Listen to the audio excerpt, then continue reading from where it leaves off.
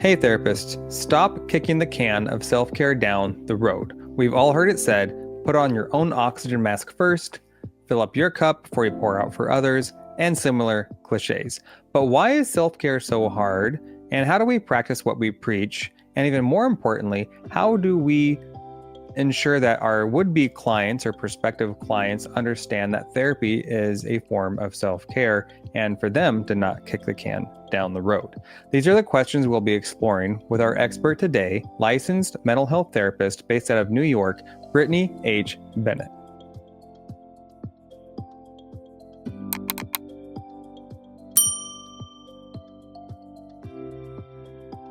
What I don't see enough of are the life experiences that I want to see in my office. I want to see people coming in who think that they might want to change jobs, but they're unsure. I want to see people come into the office who think, I'm not sure I want to be in this relationship any longer. I'm not sure if I want to be getting married.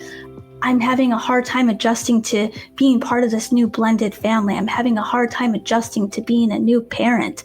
I want to see people come into the office for life experiences that cause a little bit of unsettled feeling or doubt or feelings of guilt. That's what I want to see come into the office. And that is what we are so deserving, is to acknowledge what therapy is truly utilized its best for.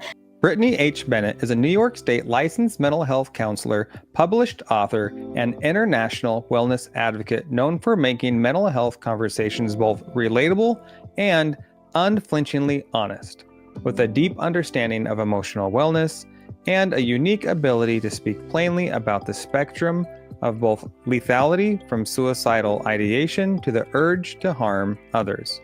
Brittany brings nuance and courage to topics many shy away from.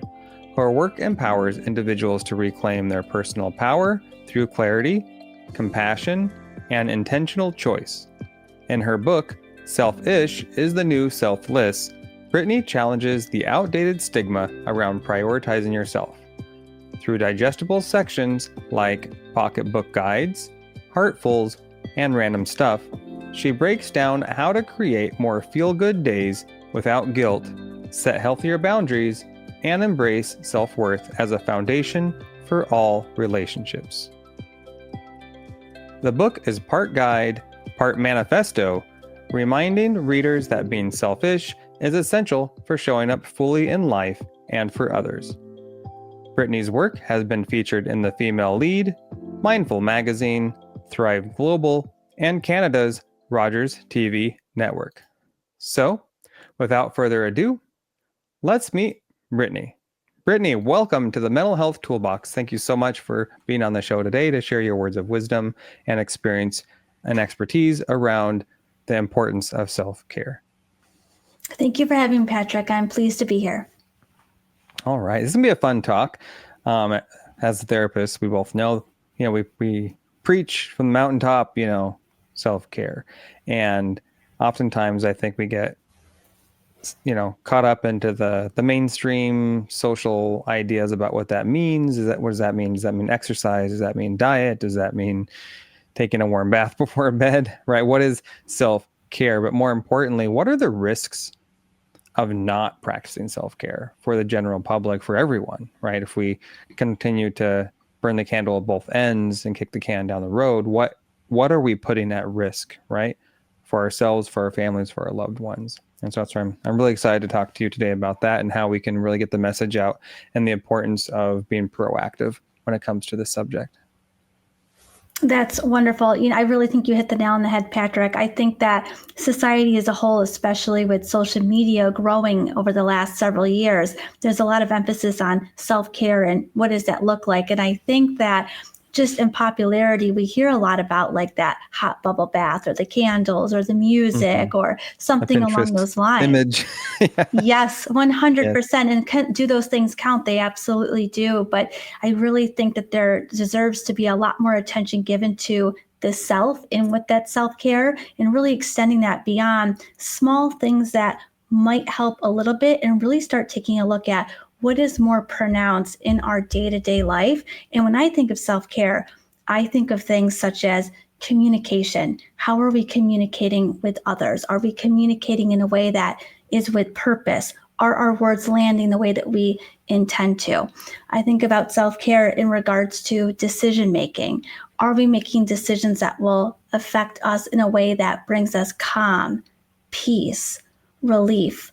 I think about who do we spend our time with and why?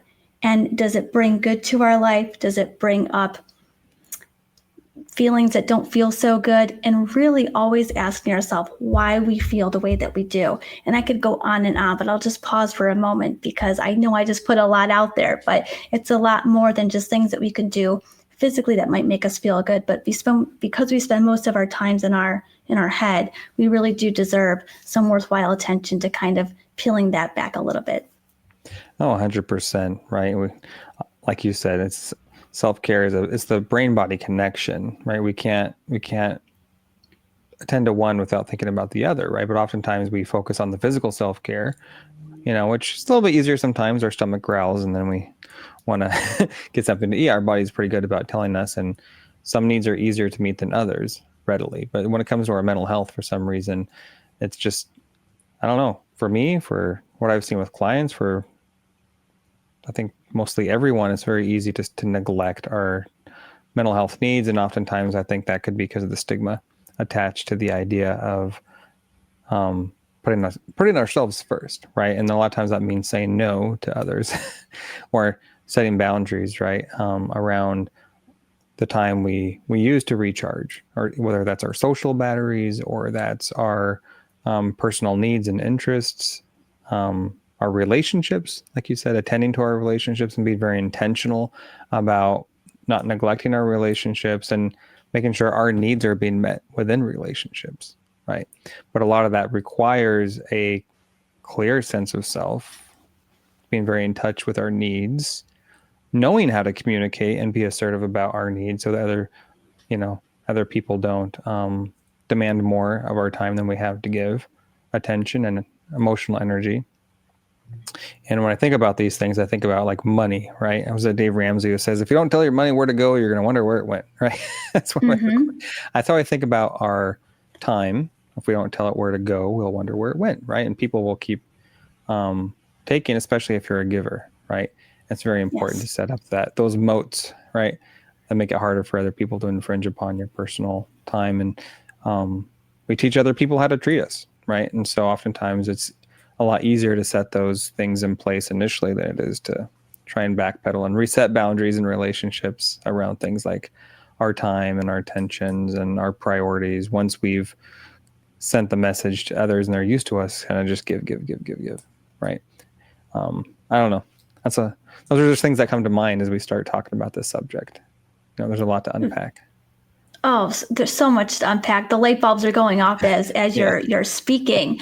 You make a really good point about time and how we give our time. And one of the things I think about, and this could be whether it's just how we interact with others in our life, if it's family, or if we have a job where we have to interact with coworkers or meetings or trying to balance our time. Or if someone is they have their own business and what their availability is to be contacted. And this goes for both career and family and friends. Whether you're feeling burnt out or stressed, or maybe you're just none of those things and you're just doing things because you got to get them done because you just do, there still might be a time where someone says, hey, can I call you tonight? Or, hey, I need to get on a call with you. I need to hop on and talk about a few things. And sometimes we have, not even sometimes, it's just naturally, we have the pressure or feeling the obligation to engage and or check it off the list. And it's so easy to just say, okay, yeah, sure, just call me. I'll answer whatever I'm doing. But if we want to actively seek out treating the self with respect and care and working towards a life that is more comfortable and more patient and feeling more leveled and balanced, to really start putting into practice, we'll just take the time. Simply, it's a simple concept. If you say, hey, if you want to call me, I am available from 4 p.m. to 6 p.m. tonight, or on Tuesday, I'm available from, 2 to 4. And you're setting that own expectation for them and also for yourself. And if they call after that time, that you've already made that decision that you're not available. And then you can re-engage when the time is right for you and follow up, since they did not honor your respect, your request, your boundary, if you will. And that's what it really is. I know that we use the clinical term boundary, but it's really setting the stage for what's working for you and really taking ownership of that. And that is how you can set a boundary. That is such a fantastic example, right? Because I know I fall into that trap a lot. Like, oh, call me anytime, or, somebody's calling, I'm just going to pick it up, or I'm just going to check that one email I wanted to get back to, right? After I told myself I'm not going to look at my email until tomorrow, right? Or, Yes. that's why I checked the tasks box in the email, which I recently discovered is a fantastic thing in Gmail, by the way. If you just remember to look at your tasks. But it's a great way to because I'm always scared. I'm like, the email is going to disappear into the ether, right? Sure. If I don't circle back to it. And so I'll tell myself, I'll check my email like tomorrow morning or before bed, and then I'll take some notes. And then I find myself in the middle of the day, I have 2 minutes. Let me look at my email, and then I start stressing about that, and it takes us out of our flow state for sure. But like you said, setting up parameters and communicating those parameters with other people. Oh, I check my email, the start of the day and the end of the day. So, or you can call me between this time, and that's when I'm available. Or Sunday's my family day, so I'll be offline unless it's urgent, right? It's on Do Not Disturb.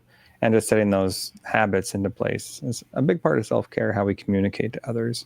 And that way we're not just saying, no, leave me alone, or yes, I'm perpetually available. It's, we're again, teaching other people how to treat us, or more importantly, how to engage with us, right? From a place of love and compassion and approachability, right? Those are great examples. Yeah. So, you're in New York, right? How close are you to New York? I am in New York City. Yeah. I'm about a 6-hour drive. I'm actually a hop, skip, and jump to Niagara Falls, New York. I can hear the fireworks every night at 10 p.m. That's how close I am. How fun. I really want to visit New York. Sorry, total side note, but I think it's really cool. That's why great. I love podcasting. I like it. I get to hear from people all around. So very cool. So tell me about your book, because I'm fascinated now that I know about it to read it. But give me some spoiler alerts, please. Okay, well, thank you. So selfish is the new selfless. It truly is a spin on the word selfish. We as society, when we think of selfish, we think of, self, just doing what we want to do, doing what feels best for us, making decisions that are based on our wants and our needs. And I really find that that's what we think of when we see it. And that's the definition. You go into Webster's, Oxford, you look it up. It's all about arrogance, putting yourself first, et cetera, et cetera.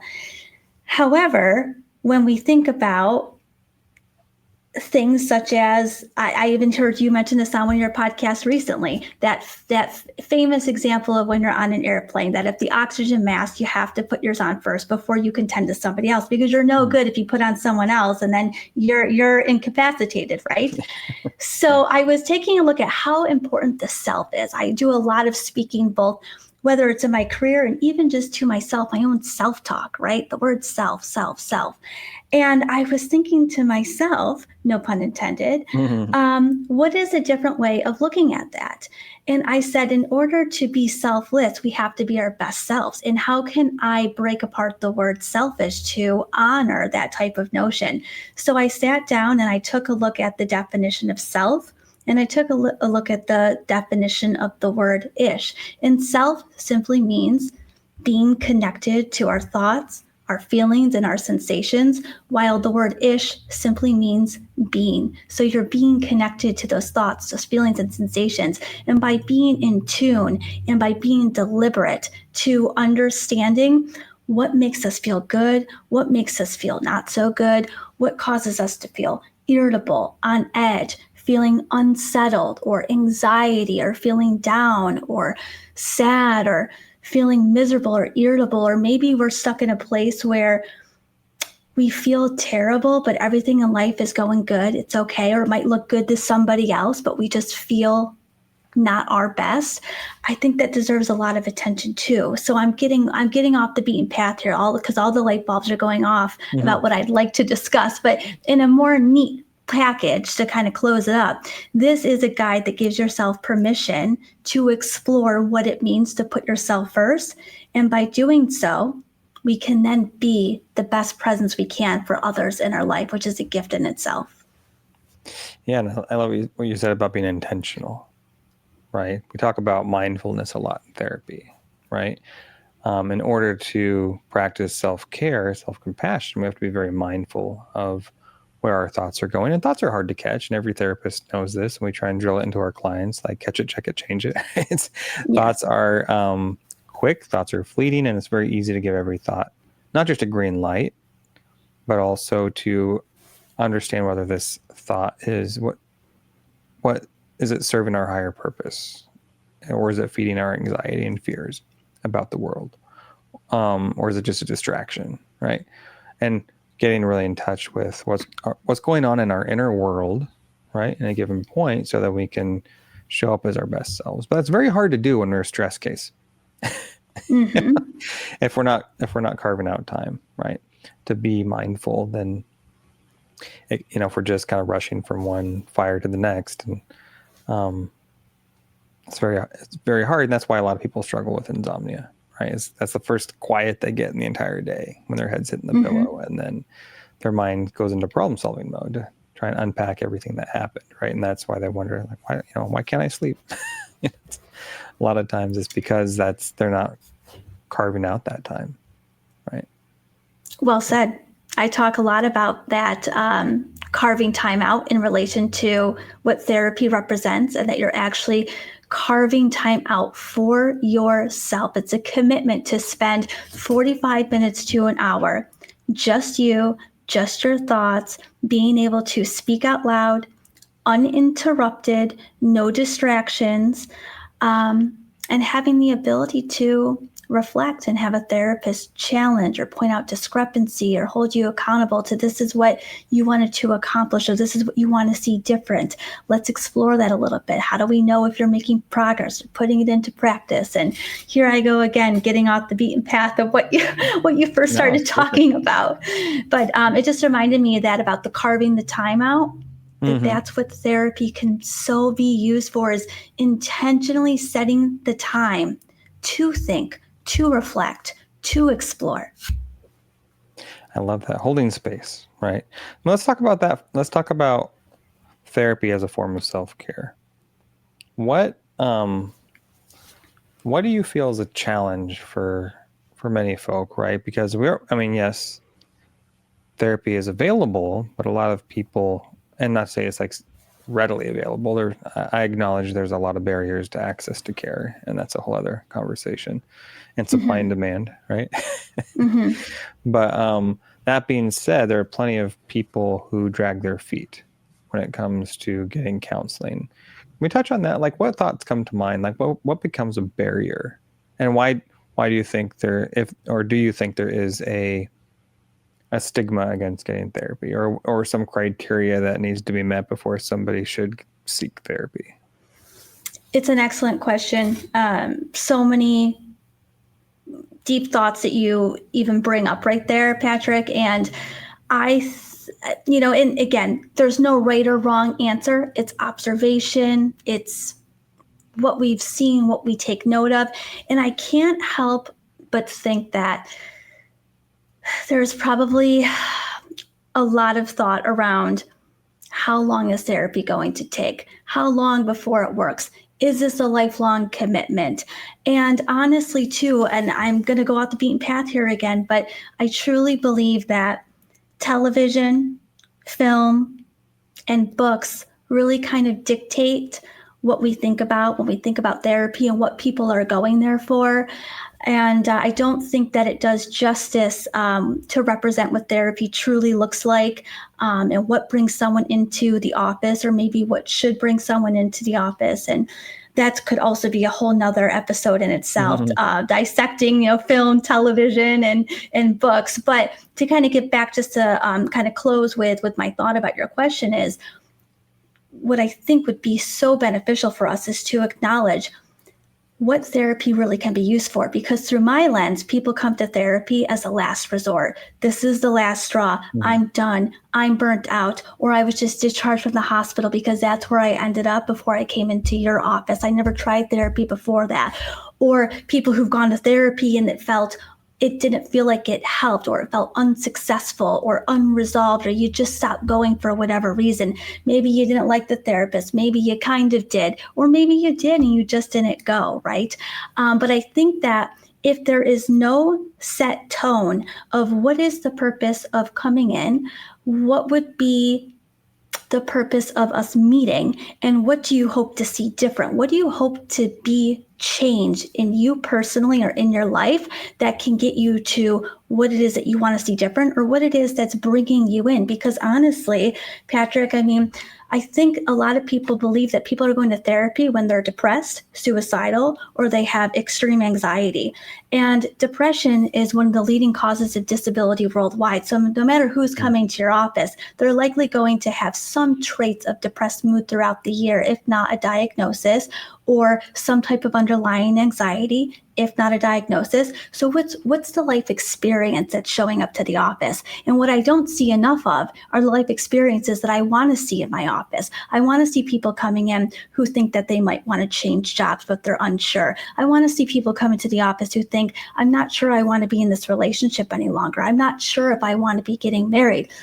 I'm having a hard time adjusting to being part of this new blended family. I'm having a hard time adjusting to being a new parent.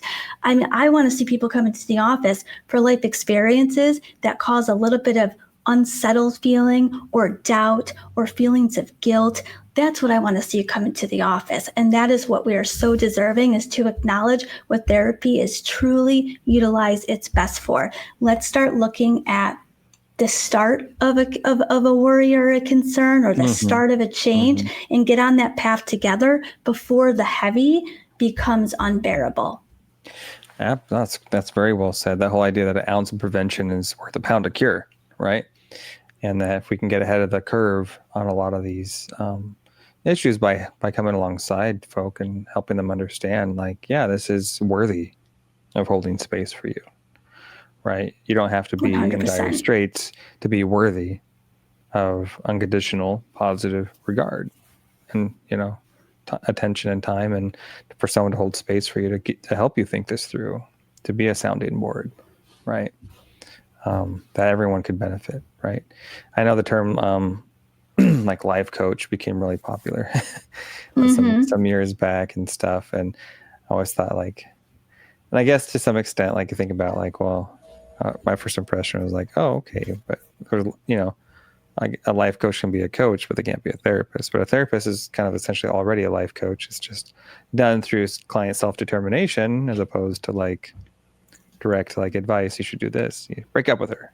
Or you should get a divorce, right? As opposed to that, we're helping people figure out what they want and giving them permission to explore what that looks like. How to Very ask well of it said. from themselves, how to ask of it from others, I'm a very tangible therapist, and I know all therapists have their own style. I warn clients as soon as they walk in the door, I'm like, I'm a very tangible therapist. So if you feel like I'm pushing too hard to operationalize your goals, then let me know. Just say, Patrick, knock it off. I just want to talk about my feelings right now. Yeah, but how useful is that? Right. Giving them the permission, setting the tone. But you're absolutely right. And I think about that all the time, like, and why, if everyone had somebody in their corner like that, that, like you said too, like, where they commit to holding space for themselves to really hash out their thoughts and think out loud, then maybe they would be able to mitigate the stress ahead of schedule, so that they maybe don't end up in dire straits. Right. And not to say, like, you can necessarily, if somebody has clinical depression, you can't necessarily prevent it from the onset of clinical depression, but you can certainly mitigate the surrounding external circumstances and beef up their coping skills before the rubber meets the road and they're crashing out. Right. So. Agreed. Absolutely. Yeah. So I'm wondering, is this, what was the precipice or your motivation for writing a book? 'Cause that's no small feat, right? Usually it's, there's some kind of trigger point that causes someone to say, I gotta get this thing out of me. I gotta get out there in the world. I need to, wave my flag or plant my flag on this issue. Like for you, what was that thing? A couple things. For one, just being honest and transparent. I've known for a very long time that I would end up in the field of therapy, and from that, just taking an inventory of life events. The good, the bad, the ugly that people go through throughout their lifetime. I remember being in my late teens, early 20s, and starting jotting notes down in a notebook about what I wanted to incorporate in my book one day. And when I was younger, I knew I was going to write a book, but what its main focus was going to be changed throughout time. And then over the last several years, just thinking about where I want to go in my career, where do I thrive the most, where do I do my best work, where do I feel the most fulfilled? It really came full circle for me, and I feel my best in my work and as a person, being able to explain mental health wellness and mental health education to the public, to the community, to clients in a way that I want it to be relatable, and I don't want the clinical jargon thrown in there without the definition of what it is that's being said. I don't want someone to have to go to Google when they leave the office, or go to Google after a seminar or speaking engagement to look something up. You can talk about these clinical terms, but also really share what it means, and giving the client or the patient the opportunity to check in if maybe they don't understand what you said. And when I thought about writing the book, I wanted to package it in a way where it was short, concise, to the point, with a light at the end of the tunnel. It is so small and so tiny, and it can be read, depending on, the speed of a reader or how you want to digest things. But the point is, it's not a long book. It's just, the takeaway is supposed to be, these are the topics. Each little section is between 1 and 3 pages long. Done. Take what you want from it and leave what's not applicable to your life. So that's the answer. Is I thrive best encouraging others to think about themselves and their lives differently. And the last thing I'll say is, what drives my life, what drives my being, is recognizing that we live one time. And I think that the value in that is saying, okay, how do I want to live this one time? I love that. It reminds me of that quote. I forget who said it. I don't know if it was Brene Brown, but maybe not. What will you do with this one precious life, right? And I think that's a very sobering thought. It's like, oh, wait a minute. This isn't a practice run. I want to make sure that I, not that, we can hit it out of the park every day, but going back to that intentional, like, when we zoom out and we look at our lives objectively, like, when I say yes to this, what am I saying no to? And what is that on the hierarchy of needs here? Where does that fall? Right? Being very mindful. So I'm so glad that you created something that is digestible, that has low friction, that speaks to the masses and not the privileged, right? In terms of education or so forth, in terms of vocabulary, and you've made it very accessible. And that's a huge gift to the world. And to talk about something, that gives people scope and permission to take care of themselves, because a lot of times people need just to wrap their head around that. Like, I'm worthy of self-care. I'm worthy of, it's not selfish to put myself first, right? And if we all do that, then we'll all be better, show up as our best selves, whatever that means, but in a way that we can give it our best, perform at our best, right, for others. And there's definitely a season of sacrifice and relationships and time to give, but being very cognizant of that and doing it from a place of an educated decision. It's like, yeah, like, my tank's pretty low right now, but my friend's really in need. So I'm going to do I'm going to go out of my way to help my friend. with the intention, like, and tomorrow I'm going to sleep in.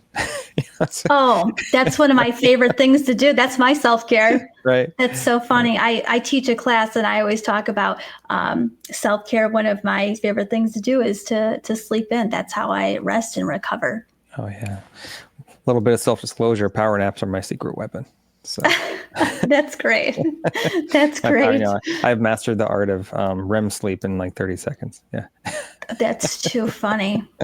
I only recently started learning about REM sleep, so that's really interesting. Yeah. Yes. But it's if I wake up disoriented after a 10-minute nap, that's the sweet spot. Yeah. That's too funny. Hey, at least you've identified it. I have, yes, but it does wonders for sure. Even when I worked at county mental health, like if I, wouldn't always like schedule a lunch break, and maybe that wasn't great self-care, but I would, sure enough, when I had no show or something, I would be sure to go set my alarm in the car, throw the chair back and set that timer for 20 minutes. When I was car shopping for my current car 10 years ago, like I cared less about how the driving, like the steering, and first it has to pass the sleep test. Can I throw the chair back? Does my neck, feel good? That's the number one thing. It can be tricky in that space. Yes, right. Funny. I gotta say the Ford Explorer, not a great napping car. Those Subarus, That's so funny. Hey, now we know. Now we know, exactly. In case we were wondering, right? It's got to pass the nap test for sure. But so the little things like that, just being very intentional, and listening to our bodies, super important. I also think about just as far as, I also think that we as people tend to think that what is happiness in life, or how do we achieve happiness, or what is being happy? And there's different definitions of it and different perspectives of it. But I truly feel that if we gave more attention to creating a life and time throughout the weeks of the months of the year that feel good to us, that we look forward to, fulfillment, peace, that brings about the umbrella of happiness, right? Because happiness is more of a fleeting feeling in the moment. But if we can have more peaceful moments, more moments of joy, and like when I say calm, I mean being able to sit and feel at peace, content, balanced, the more that we can incorporate those feel-good moments, even if it's just quiet time can be invaluable if it's used in a way that's beneficial, right? We could dissect that too. But alone time can be so valuable. So when I think about the end result or the goal of being happy, I really like to take some time to decide, well, what makes you feel good? Who do you like to spend your time with? Who do you not like to spend your time with? And giving equal attention to both what makes me feel good and what does not. And then always asking yourself the why. The why is the most invaluable, priceless exploration we can do for ourselves. Why do I feel this way? Why does this person make me feel calm? Why does this person make me feel comfortable? Why does this person make me feel like I'm going to lose my mind and I'm going to say something I regret, right? They both deserve so much attention. And once we can start to identify the who and the why and what we're doing and the why that makes us feel good, then we can really start to say, and how can I start doing more of this and less of that? And then that can bring about fulfillment, peace, and working towards a quote unquote happier existence. 100%. Saying like the secret to happiness or secret to life is to be curious, right? Because curiosity is the kryptonite of being self-conscious, self-doubt, self-fear, self-criticism. If we can stay curious about the world, if we can stay curious about our thoughts, it only leads us on a more efficacious path, right? Think about when we are teaching clients how to challenge their thoughts, right? What do we know a thought is? A thought is a statement or is a question or sometimes an image.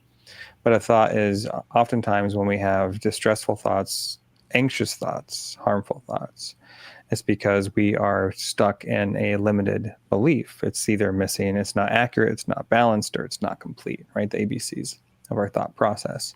And when we learn how to be more inquisitive about our thoughts, then questions beget questions. Much in the way that anxiety spins out, right? When clients are catastrophizing with anxiety, right? Or anybody, I just use the word clients because that's what we deal with, but ourselves, right? When we start spinning out in our anxious thoughts, oftentimes it's because we're trying to do mental gymnastics or problem solve in our head issues that aren't necessarily relevant or timely or concrete or tangible. And we jump to, we just create more problems in our head. And that's different than being inquisitive. Inquisitive is asking ourselves, I wonder, like you were saying, I wonder why I feel this way about that. What does that mean to me? And I don't know if you're familiar with like Dean Graziosi or any of those folks, but they talk about the 7 layers deep, right? If the deeper we can go with the why, the more clarity we have. The more clarity we have, the more meaningful choices we make with our time, right? Very well said. The less mundane or robotic our life becomes, right? I know when I've looked at the research on, quote, happiness, right? It comes from usually 2 places. It's kind of, one of that is having a zone of genius. Doesn't mean you have to be like a genius. It just means you have to feel really competent about something, a skill set. Could be surfing, right? Could be fishing. Could be something that is a outlet for you that you feel like is your zone.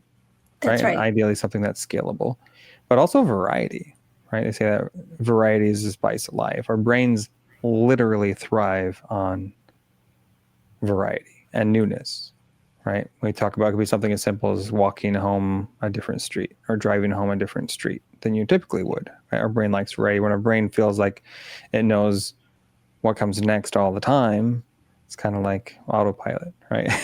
Then we start stressing the small stuff.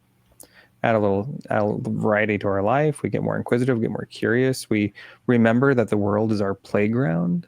Somewhere we've lost that as adults, so we lose that. We tend to lose that, that childlike awe of the world.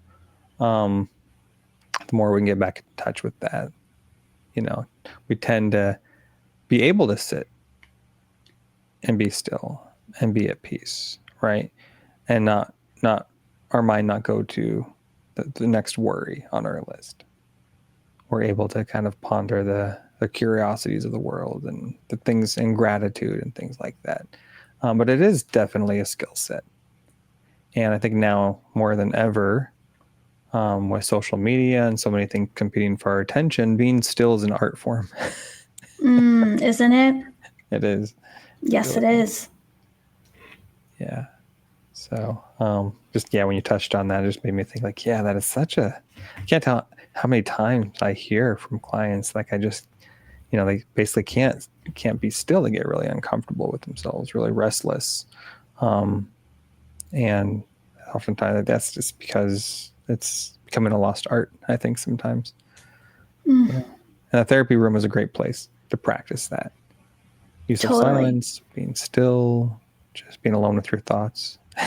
I so support that. Isn't that it's not only is it a valuable experience, and I know we used this word earlier about a gift, but that is truly a gift nowadays with the constant social media, the phones in we do everything on our phones if we have one.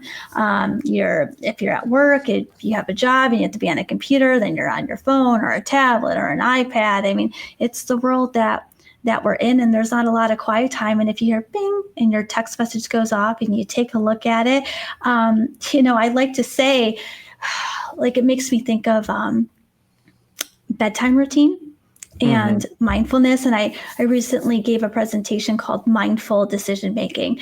And it was all about, we focused on a lot of different things, but one of the things in particular was a mindful bedtime routine. And what does that really mean? And what does that look like?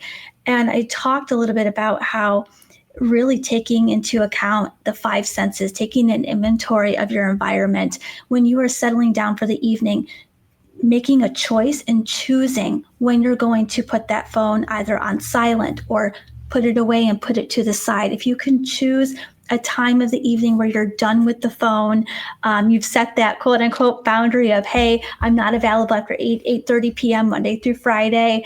And then you make that choice to set your alarm clock and not look at your phone. Then to bring your attention to your environment. How do you want to settle down for the rest of your evening? Take a look at the lighting. When do you feel your most calm? What is it? What is the temperature that you feel the most comfortable in that's not going to wake you up in the middle of the night because it feels a little too cool or a little too hot?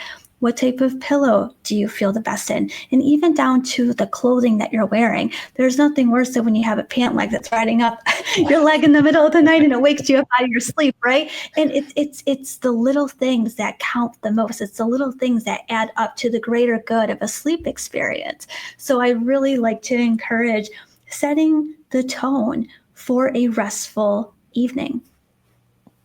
I love it. I love it. It's fantastic. So it goes back to being very intentional, right? Like even in the small things about how we set the stage. And that's a huge part of self-care, self-love, in the same way that we would, prep the bed and the sheets for our kids. The same way, we should be doing those things for ourselves too, to just set the stage for self-care.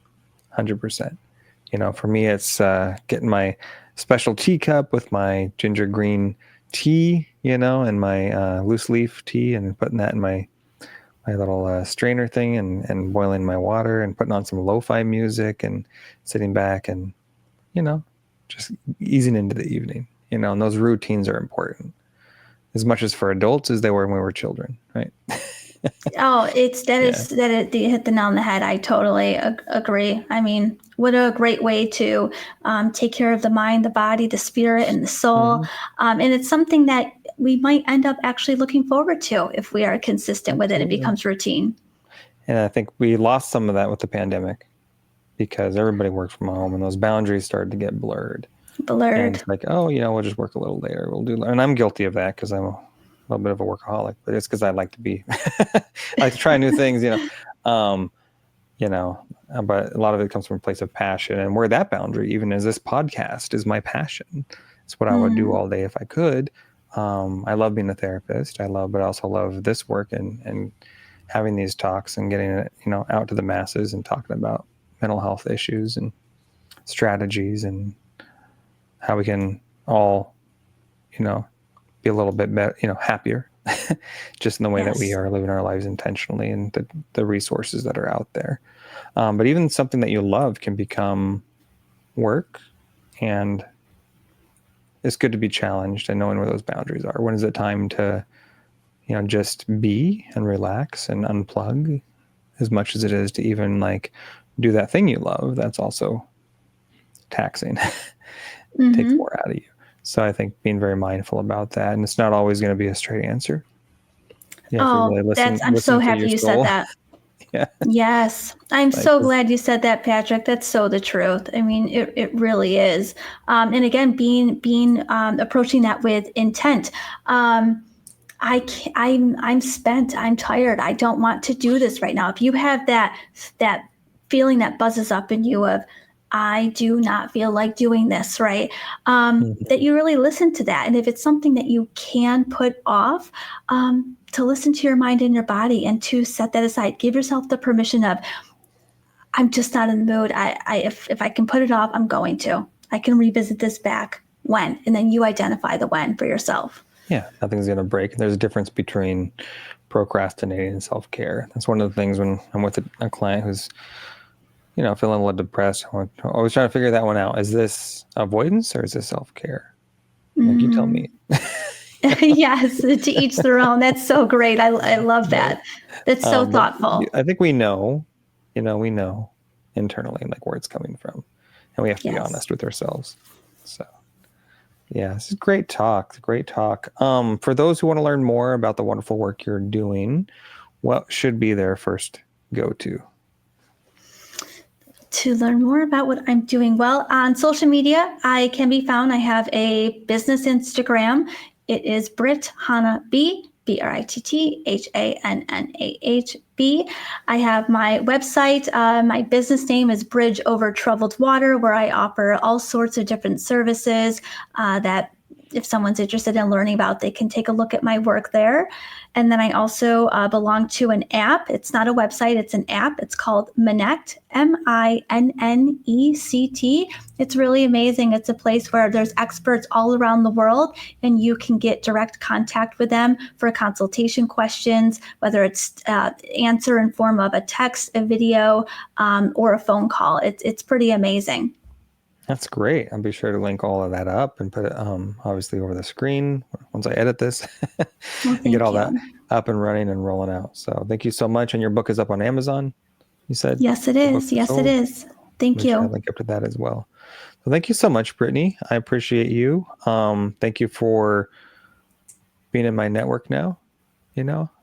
Likewise. It's always great to add to the plethora of resources and other people doing this work. So thank you. Reach out anytime if you ever want to jump back on and share what you got going on your end and how we can be of service. Please just tap my shoulder. Okay. I appreciate you so much. Thank you. All right. Thank you, Brittany. You take care and enjoy the rest of your evening. You too. Thank you. Thank you.